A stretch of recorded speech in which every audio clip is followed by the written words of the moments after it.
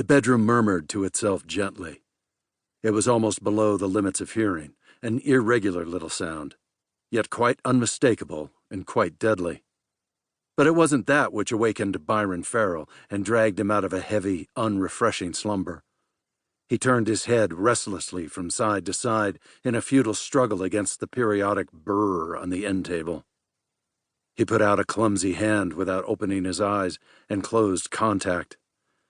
"Hello," he mumbled. Sound tumbled instantly out of the receiver. It was harsh and loud, but Biron lacked the ambition to reduce the volume. It said, "May I speak to Biron Farrill?" Biron said fuzzily, "Speaking. What do you want?" "May I speak to Biron Farrill?" The voice was urgent. Byron's eyes opened on the thick darkness. He became conscious of the dry unpleasantness of his tongue and the faint odor that remained in the room. He said, "Speaking. Who is this?" It went on, disregarding him, gathering tension, a loud voice in the night. "Is anyone there? I would like to speak to Biron Farrill." Biron raised himself on one elbow and stared at the place where the visiphone sat.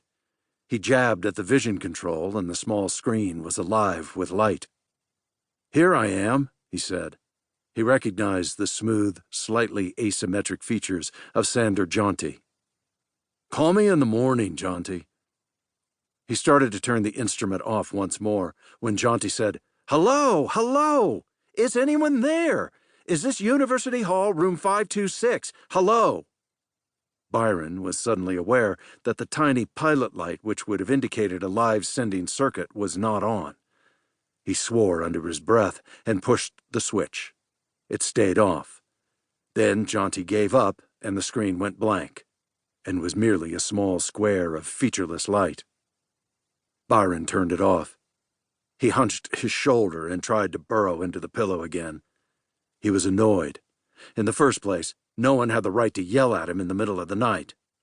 He looked quickly at the gently luminous figures just over the headboard. 3:15. House lights wouldn't go on for nearly 4 hours. Besides, he didn't like having to wake to the complete darkness of his room. 4 years' custom had not hardened him to the Earthman's habit of building structures of reinforced concrete, squat, thick, and windowless. It was a 1,000-year-old tradition, dating from the days when the primitive nuclear bomb had not yet been countered by the force field defense.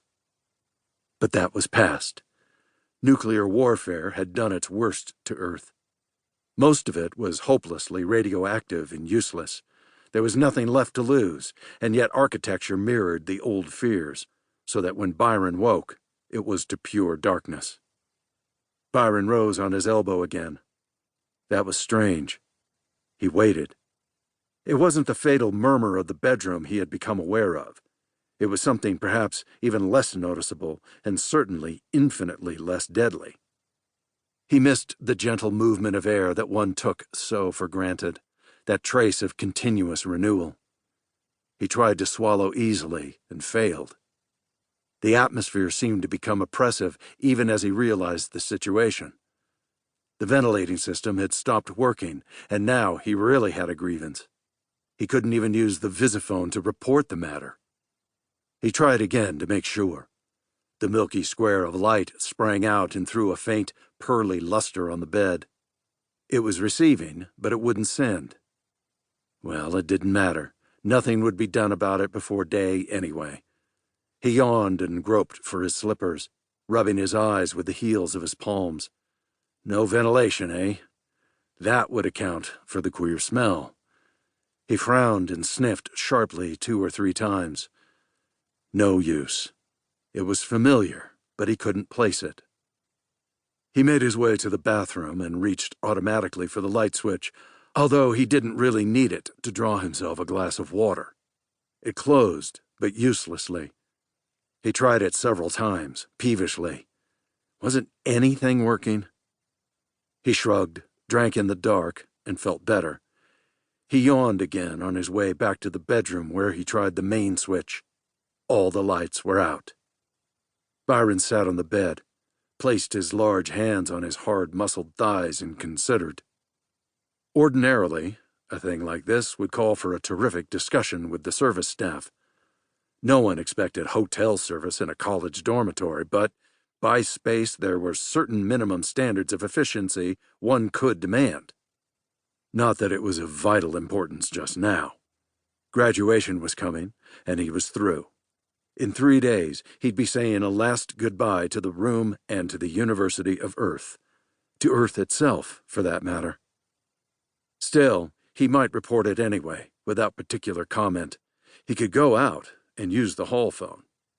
They might bring in a self-powered light, or even rig up a fan so he could sleep without psychosomatic choking sensations. If not, to space with them. 2 more nights.